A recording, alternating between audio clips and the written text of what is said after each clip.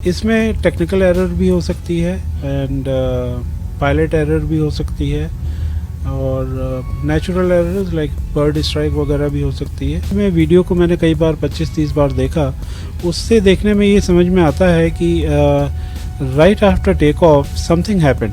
पूर्व कैप्टन आलोक सिंह ने Ahmedabad plane crash हादसे के कई कारण बताए। उन्होंने बताया कि फिलहाल कुछ भी कह पाना जल्दबाजी होगा, सिर्फ कयास लगाए जा सकते हैं कि किन कारणों से प्लेन क्रैश हुआ है।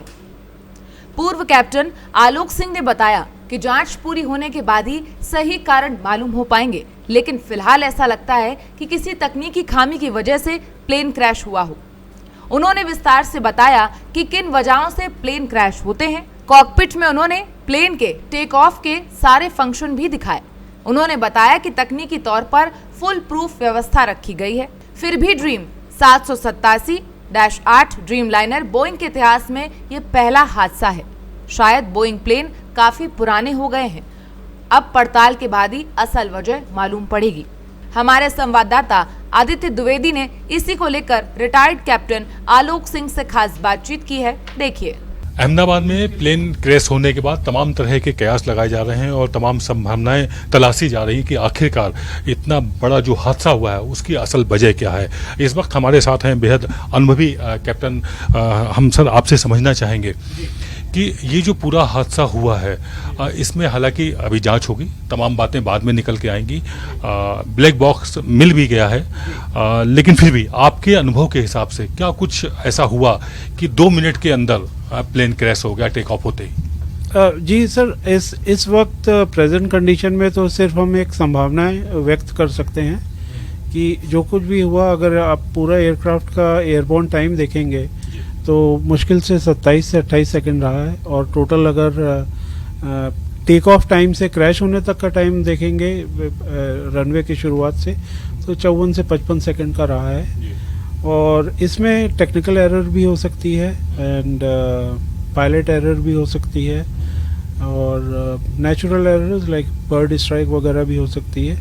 पर प्राइमा फेशिया जो देखने में वीडियो को मैंने कई बार 25-30 बार देखा, उससे देखने में ये समझ में आता है कि right after take off something happened which caused loss of lift for the aircraft.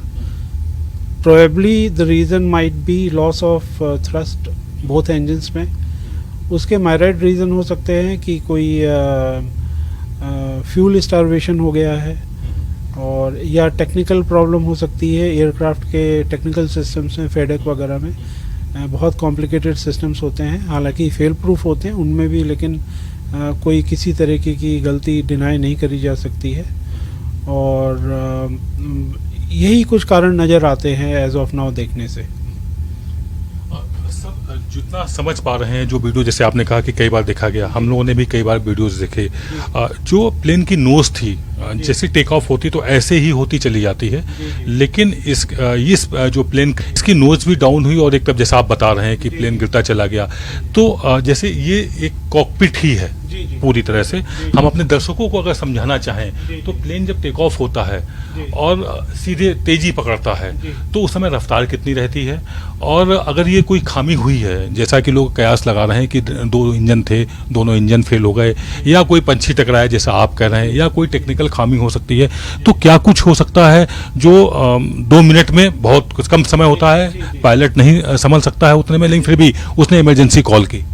Ji, first of all मैं आपको ये बताना चाहूँगा कि जो एयरक्राफ्ट होता है वो, और पायलट की ट्रेनिंग भी इस तरीके की होती है कि वो अगर एक इंजन फेल होता है तो एयरक्राफ्ट इज़ फुली कंट्रोलेबल और उसको पायलट मैनेज कर सकता है, आराम से ला करके वापस लैंड कर सकता है। एयरक्राफ्ट इस चीज़ के लिए सर्टिफाइड होता है।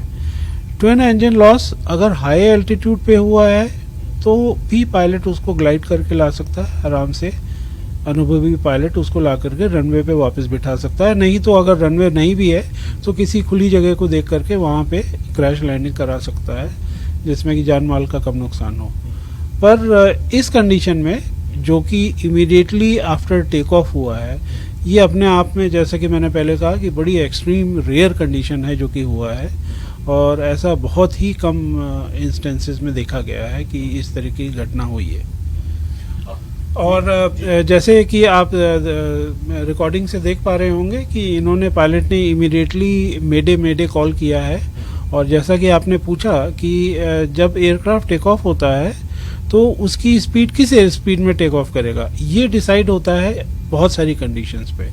उसमें ये आता है कि एयरक्राफ्ट का वेट कितना है, आउटसाइड एयर टेम्परेचर कितना है, ये सारी चीज़ें ध्यान में रख करके फिर ये प्री प्रोग्राम कंप्यूटर्स होते हैं जिसमें कि ये सारा डेटा डाला जाता है और वो स्पीड फिर हमें मिलती है कि इस स्पीड पे ये एयरक्राफ्ट टेक ऑफ हो सकता है और उस रनवे पे हो सकता है कि नहीं हो सकता है।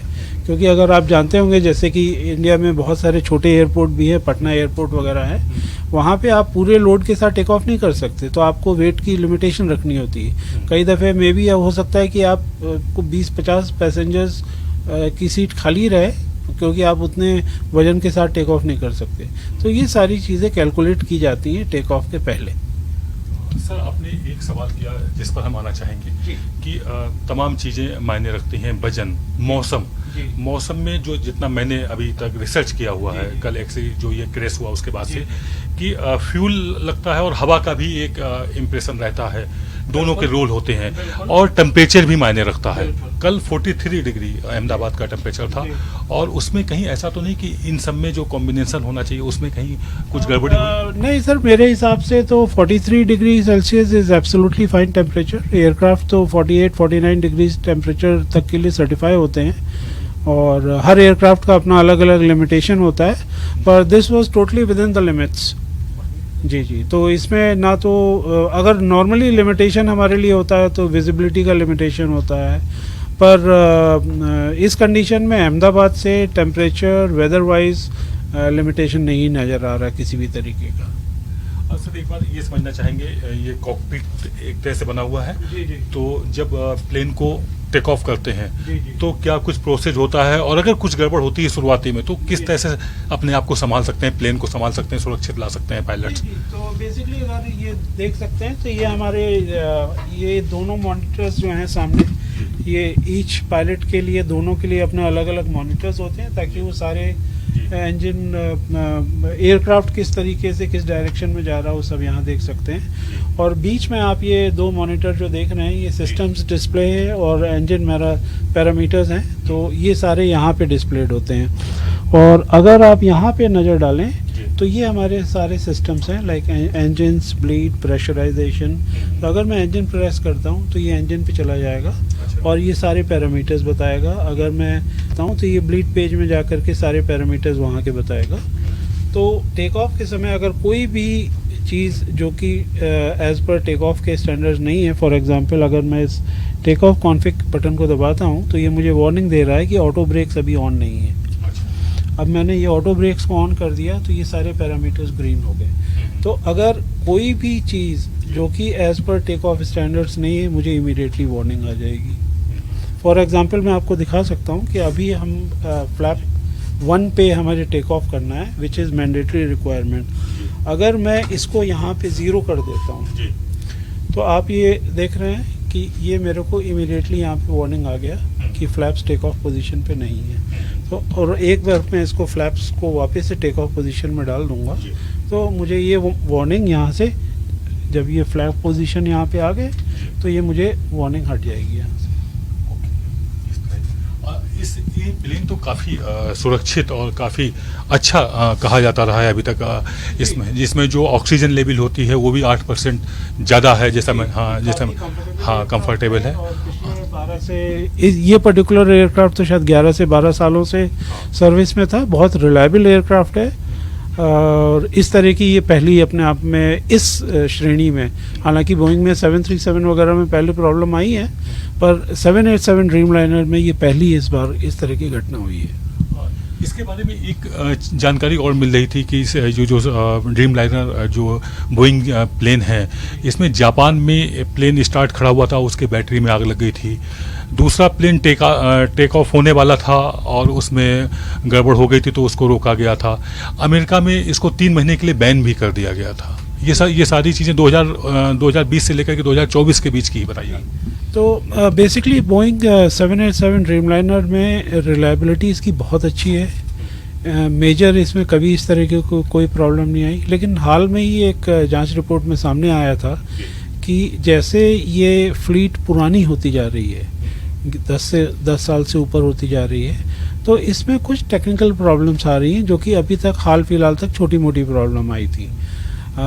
इस बारे में बोइंग का क्या रवैया है कि किस तरीके से वो तकनीकी फॉल्ट को दूर कर रहे हैं, ये बोइंग से हमें देखना होगा।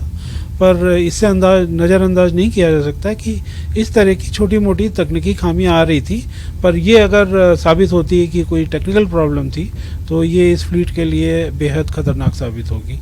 और जैसा कि मुझे सुनने में आ रहा है कि डीजीसीए ने एंटायर 787 बोइंग ड्रीमलाइनर फ्लीट को इंडिया में ग्राउंड कर दिया है।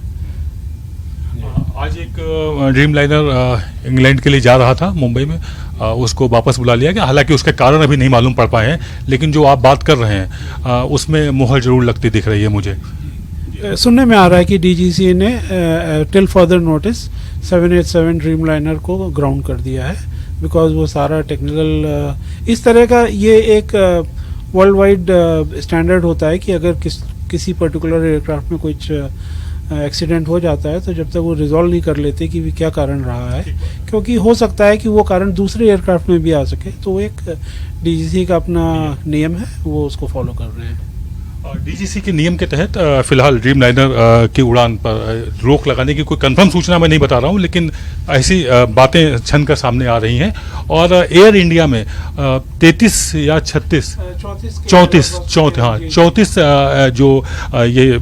जो प्लेन हैं, और बाकी एयर इंडिया, अगर हम इंडिया की बात करें तो इंडिको है और तमाम एयरलाइंस हैं, उनमें एक भी ये प्लेन नहीं है, सिर्फ एयर इंडिया के पास ही है। सर बस लास्ट सवाल हमारा आपसे बस ये पूछना चाहेंगे कि वो जो ब्लैक बॉक्स होता है और एक 22 रिकॉर्डर लगा होता है कॉकपिट में, हाँ, इन दोनों का अपना रोल है, तो उससे क्या कुछ जान जी? कॉकपिट वॉइस ब्लैक बॉक्स में जो होता है सीवीआर भी होता है और डीएफडीआर भी होता है। सीवीआर कॉकपिट वॉइस रिकॉर्डर, जो कि नाम से ही पता चलता है कि जो भी कॉकपिट में बातचीत हो रही है वो सारी रिकॉर्ड होती है और बहुत सेंसिटिव होता है, एक पिन ड्रॉप को भी रिकॉर्ड करता है वो। और इसी तरीके से एक डीएफडीआर होता है कि जो कि एयरक्राफ्ट के सारे टेक्निकल पैरामीटर्स को रिकॉर्ड करता है। अगर उसमें किसी पायलट ने एक स्विच को अगर ऐसे से ऑन से ऑफ करके वापस ऑन किया है तो वो भी रिकॉर्ड होता है। अच्छा जी, तो इस केस में हमें आशा है कि ब्लैक बॉक्स हमें मिल गया है शायद और सुरक्षित मिला है, तो we should be able to get सारा इंफॉर्मेशन उससे। जो भी जांच एजेंसियां हैं एएबीबी, वो उसको डिराइव करेंगी, उसका विश्लेषण करेंगी और फिर कंक्लूजन पे पहुंचेंगी कि क्या गलती हुई। जैसे इसमें सर वक्त कितना लग जाता है जांच करने में, अगर हम बात करें ब्लैक बॉक्स और ये 22 रिकॉर्डर की? ये sir quality of information retrieve from black box, और मैं मान के चलूँगा कम से कम इसमें जांच एजेंसी 3 महीने से तो ऊपर ही लगाएंगी, क्योंकि इसमें बहुत सारे पार्टियाँ इन्वॉल्व होती हैं। इसमें बोइंग भी इन्वॉल्व होगी, इसमें एकाओ भी इन्वॉल्व होगी, डीजीसीए भी इन्वॉल्व होगी, तो और जो एयरक्राफ्ट ऑपरेटर है वो भी इन्वॉल्व होगा, तो हर किसी के पहलू देखे जाएंगे क्या क्या है, तो वो इसके बारे में मैं कोई ठीक बयान नहीं दे सकता। ये थी हमारी खास बातचीत कैप्टन आलोक सिंह जी से, जिन्होंने बहुत विस्तार से समझाया कि किस तरह से क्या टेक ऑफ होता है, कैसे कॉकपिट में जो पायलट होते हैं वो अपना काम करते हैं, कैसे टेक ऑफ करते हैं और क्या वजह हो सकती है, इस पर भी उन्होंने खुलकर बात की हुई है। असल जो बात है पूरे एक्सीडेंट की जो वजह रही है ये तो जांच होने के बाद ही पता चलेगा, लेकिन फिर भी आपने जो जानकारियां दी वो बहुत ज़्यादा मायने रखती हैं। कैमरा पर्सन आलोक सक्सेना के साथ आदित्य द्विवेदी, भारत एक्सप्रेस, दिल्ली।